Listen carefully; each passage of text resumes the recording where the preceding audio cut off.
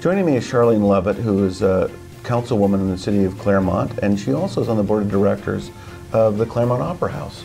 Charlene, so I want to switch to the other part of the other hat you wear, right? And one of the many hats you must wear. Tell me about what's happening with the Opera House and sort of how it fits in sort of the overall economic development of this part of the region, and maybe sort of general questions about the arts and economic development. You must think about this. Sure. We think about this all the time. In fact, it's part of our strategic planning at the Opera House. So let's do the fun, mundane stuff. What's coming up at the Opera House? What's cool? What's going on? This weekend, the Stevens High School Advanced Theater Group is performing Crimes of the Heart. So if you're interested in seeing a high school production at the Opera House, I would recommend people go there, and you can get advance tickets or you can buy tickets at the door. And how much are the tickets? I believe, and don't quote me on this, but I believe it's $8. So good at twice the price. Yeah. But as far as economic development goes, you know, as a community, we have to look at what do we have that's unique.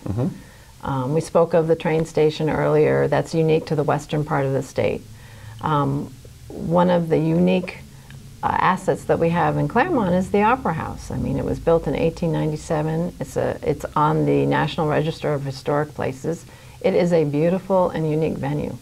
And I have to say, you know, even though I'm on the board of directors, sometimes you don't realize exactly the uniqueness of what you have when you're dealing with it all the time. Right. Sometimes you're too close to see the forest. Right. So over the holidays, my family and I went to some other towns to see some of their productions, or you know, the holiday productions.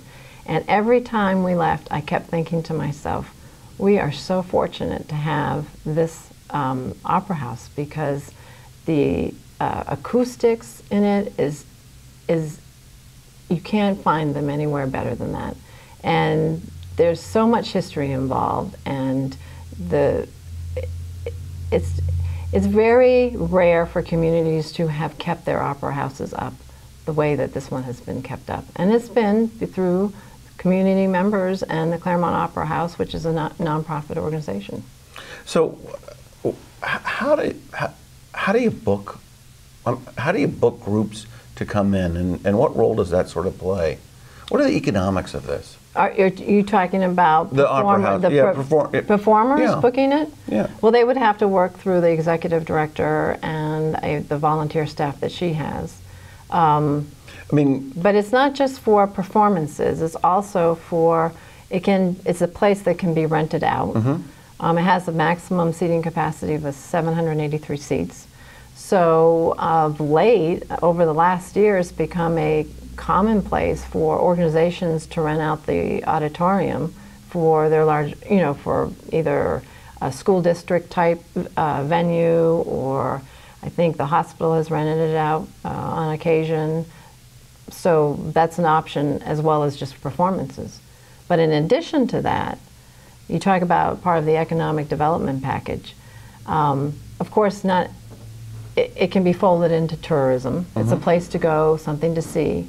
But the newest development is the REP. It's the Repertoire Theater. It's a separate organization, and it's designed to give young adults an opportunity to explore theater arts as a profession.